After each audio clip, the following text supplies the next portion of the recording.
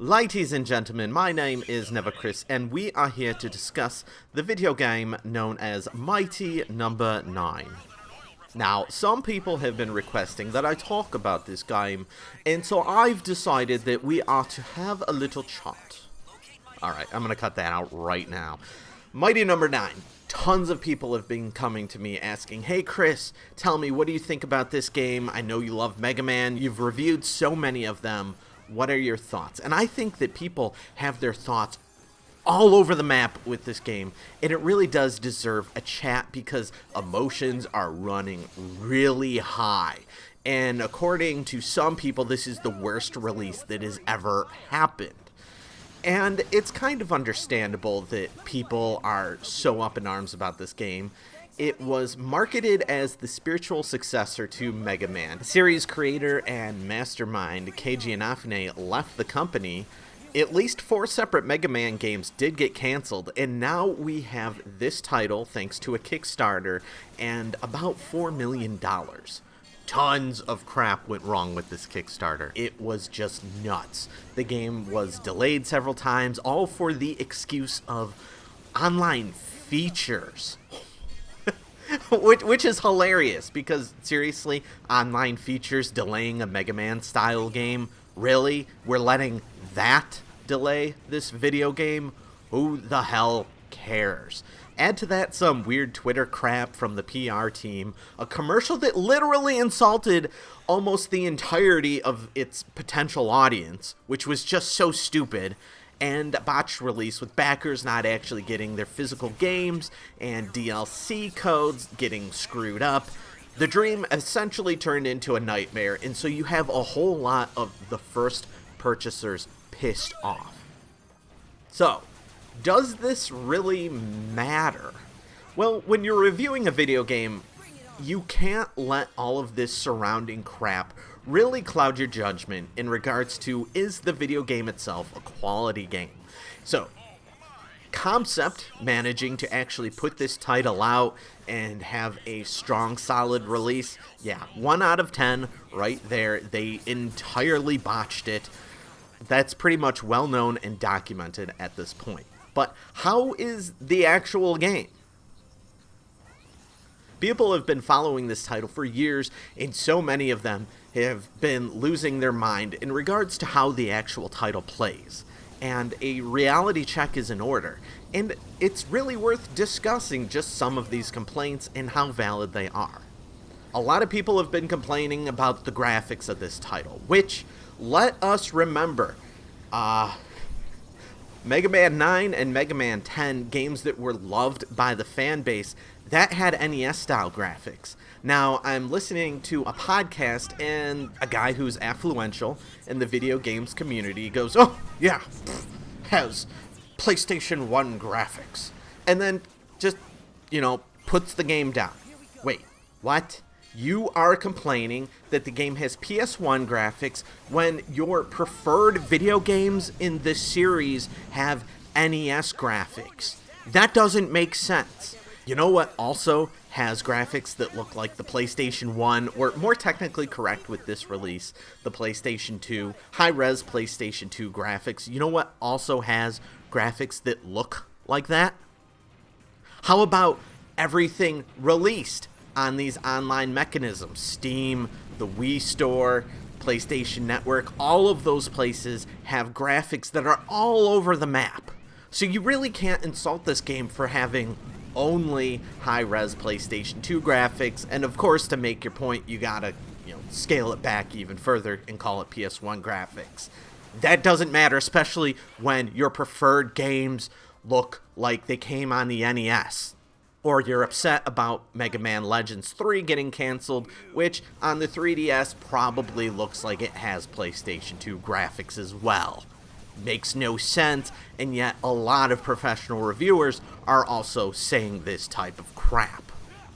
The same professional reviewers that of course can't shut the hell up about Gone Home, Grow Home, The Deadly Tower of Monsters, which by the way, Mighty Number 9 looks better than all of them, and this isn't a $60 release. It's $20. So, Watch the footage. The base concept is Mega Man. You get an intro level, 8 stages to play in any order where you defeat the boss and get to take their power. There are some stages at the end as well. Very Mega Man centric, spiritual successor to Mega Man. It's essentially a Mega Man game with some changes, which we'll talk about. Like Mega Man, there are instant deaths and demanding gameplay segments all over the place that present a real challenge. And this harkens back to old school video gaming, which can be a pain in the ass. So recently I was playing through Mega Man 6 on the Mega Man Legacy Collection, a game that I don't have nearly as well memorized as, say, Mega Man 2 or 3, but it's still a very good game. And I was just missing my jumps and screwing up, and yeah, I was yelling at the screen, and I probably appeared like I should be locked up. But that's a part of the gameplay experience. Yeah, it sucks when you miss your jump and die, but it's the bread and butter of these types of games, and yes, it is still in here, but no, it isn't any worse than any other games of this type. If this is supposed to be a spiritual successor to Mega Man, it is doing exactly what it should be doing. You also need to remember that in Mega Man 9, it had even tons more of instant deaths, and Mega Man 9 is often held up on a pedestal to be the type of Mega Man game that we would want out of a revival. Still though, the critics that are just crapping all over this game seem to have completely missed this fact. I don't know what they are doing reviewing platforming games. Mighty Number 9 is actually forgiving in spots in that when you die mid-stage, you're often randomly given an extra life again. In terms of random deaths, yes, I was yelling at the screen quite a bit, but it comes with the territory. Alright, I'm just knocking them out, so let's go over another common complaint. The voices. Yes, they're cartoony, they're over the top, and they are stupid. I agree. Perfectly fitting for a stupid cartoony looking game that shouldn't be taken seriously. No, I didn't like them myself, but I'm not entirely sure that they were even made to be liked. Mighty Number 9 is the story of dopey cartoon robots acting up. It's basically a non-factor. What exactly were you expecting out of this thing? Next up is the music. And this one is interesting because the main reason I think that the music is even a major topic in regards to this video game is because some of the older Mega Man titles had such great memorable music. We played those levels over and over, and the tunes were just engraved into our brains. And I have a theory about this. I'm going to talk about it a little bit. It's often a complaint that music in video games just isn't what it used to be. However, you need to keep in mind that gaming music oftentimes is a lot more complex. Old gaming music had about 20 seconds of beeps and bloops, a very limited soundscape, and if it was catchy and good, you knew that immediately. However, when you have more complex music, you kind of have to pay closer attention to it and hear it for a longer duration to really get to know the piece and then decide if you really like it or not. Now, that opens up an interesting conversation in regards to what is actually better for video games. Should music for video games be a lot more simplistic and loop much more quickly? Because people aren't going to be spending as much time with it and they just want to have some interesting music as they play. It's a good conversation. Take a look at Undertale right now, which people keep just going on in regards to how great the music is. Very short stuff. Go look up a playlist. Each song is about 30 seconds to 2 minutes. So it's worth keeping in mind here, because I don't think that the music is actually bad for Mighty Number 9. Yes, it's not as catchy as maybe it could have been. One thing that is actually pretty interesting is that there is a retro mode for the music, which does kind of scale back the music a little bit and turn it into the beeps and bloops that you might have expected from a Mega Man title. And in that regard, it's pretty neat. And I think more people should experiment with that and see if they enjoy it. So let's talk about the actual game. I know that this is a rant video, but I'm trying something new here. Notice then that despite addressing all of these complaints that I just did, I never actually said that the game was perfect. I never said that this game was amazing. I think that this game is pretty good. It's a decent video game. I'm fine with the art style. I would have preferred something a little bit more like the PSP's Mega Man Maverick Hunter X, but it's a little bit more appealing than the chibi-styled Mega Man powered up. It's futuristic looking, which I like, but not that memorable. It's decent enough. Enemy designs are reused often, which speaks to a complaint that I'll come back to a little bit later. It looks good, but it is a little bland. Alright, the level design. This is something that stood out to me immediately. The level design is not what I wanted it to be. There are many sections in the game where it feels like you're walking on straight flat plains and the only design is the fact that enemies are randomly placed in front of you. Compare this to Mega Man once again, which had many rooms and locations that played out like puzzles. You come into the screen from the top right, there are a series of enemies floating and structures to climb, and you need to exit via a ladder on the bottom left. You don't really get that as much here. There are a few methodical segments, but it's not the main focus of the video game. Mighty Number 9, at its most idealized play, is speedrunning, and the game is laid out as such, even though it takes a lot of practice to do it well. So the common player most likely won't even be approaching this game in this idealized way that it wants to be played, but it still wants you to, which is a little screwed up. Mighty Number 9 has a little too much of what I like to call Kirby syndrome. It's hard to say that Kirby games have great level design. Why? Because Kirby is overpowered and just floats over dangerous obstacles. Mighty Number 9 has a bit of that. The game makes heavy usage of the main character Beck's dash. You will be dashing non-stop. Unlike most games with a dash, which includes Mega Man X, where you get one dash at a time, and once you jump into the air, even though you have an air dash, you can't keep hammering on that button to continue to dash. But that's what you can do here in Mighty Number 9. And you can essentially dash infinitely in the air, although in between each dash, you will drop a little bit. So when you come to a jump across a pit that you need to make, it doesn't really feel like anything.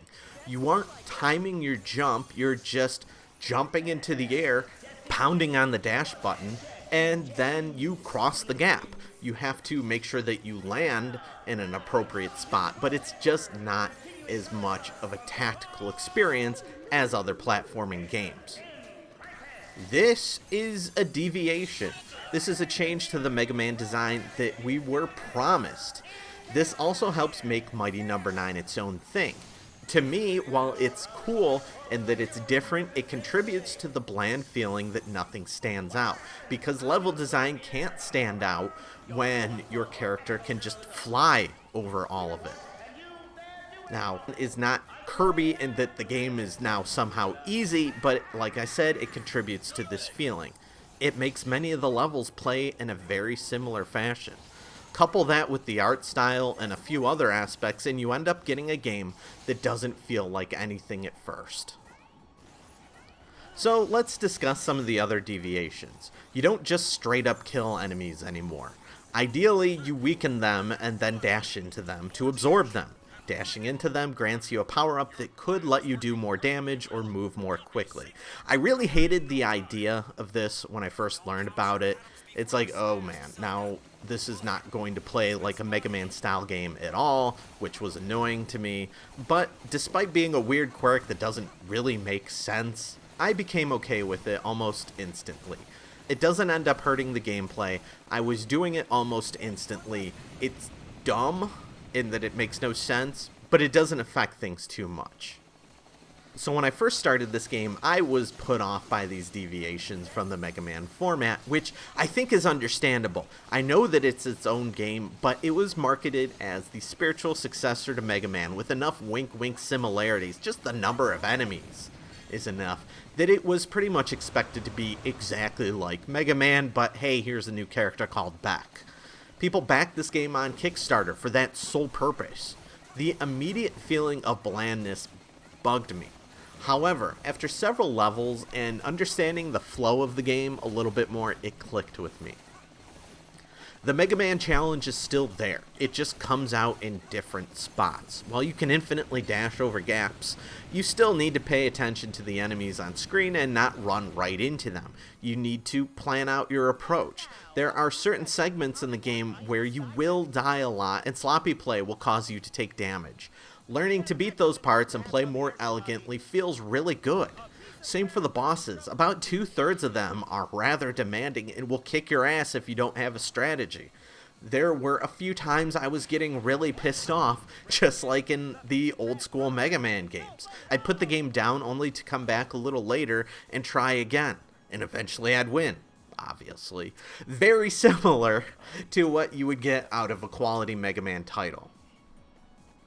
Towards the end, I was getting quite into this game. Comedy complaint here, but I was really annoyed that you can't just collect energy tanks and cheese out the final boss. You need to actually have skill here, because while there is something that takes the place of energy tanks, you can't really rely on having them. And so, yeah, I feel that the game is even better for this, actually. So I did enjoy this game. I enjoyed this game quite a bit more than I've enjoyed other games this year that were supposed to be pretty good. I've jokingly called this the Sonic Rush of the Mega Man franchise, which I know a lot of people may not understand, but here we go. Sonic the Hedgehog, a platforming game, has a Rush spin-off series on the Nintendo DS that, yes, uses Sonic as the main character and looks like the Genesis game quite a bit, but has a different focus in the gameplay. Sonic on Genesis has many great segments that require a slowed-down approach and methodical thinking. Sonic Rush is all about holding down right to run fast and win. You might have to jump every now and then, but that's the basic sentiment felt about this game. The first style of gameplay is considered better by most people, while the second one gets the series made fun of because it's stupidly simplistic. However, Sonic Rush isn't a bad game, and it's cool to play a game where you're just constantly running really fast. Similar concept to Mighty Number 9. The infinite dashing and speed is a complaint in that it's not the same high-quality gameplay as the original Mega Man, but it's still fun in that it's a different experience, and it's not low-quality gameplay. It's intrinsically not as good, in my opinion, but it's not bad.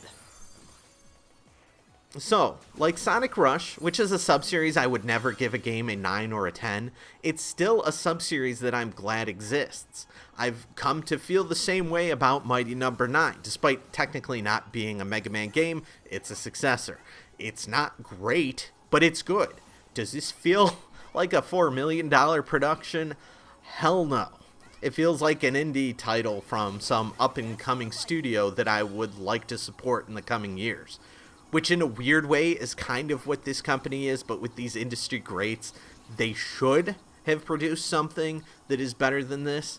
It's an uneven production that is annoying for its lack of balance, but it leads to some elements of unpredictability. Similar to Mega Man 3, coming off of the heavily polished Mega Man 2. Now, Mega Man 3, yes, a better game than Mighty Number 9, but the similarities are there in that the lack of polish does add some unpredictability, which can be nice at times. I like this game, and it could continue to grow on me even more when I replay through it. It's not a fantastic game, it has its flaws, there are things that feel bland, the reused enemy designs is annoying, but it's okay, and better than a lot of other games. Mighty Number 9 gets a 7 out of 10.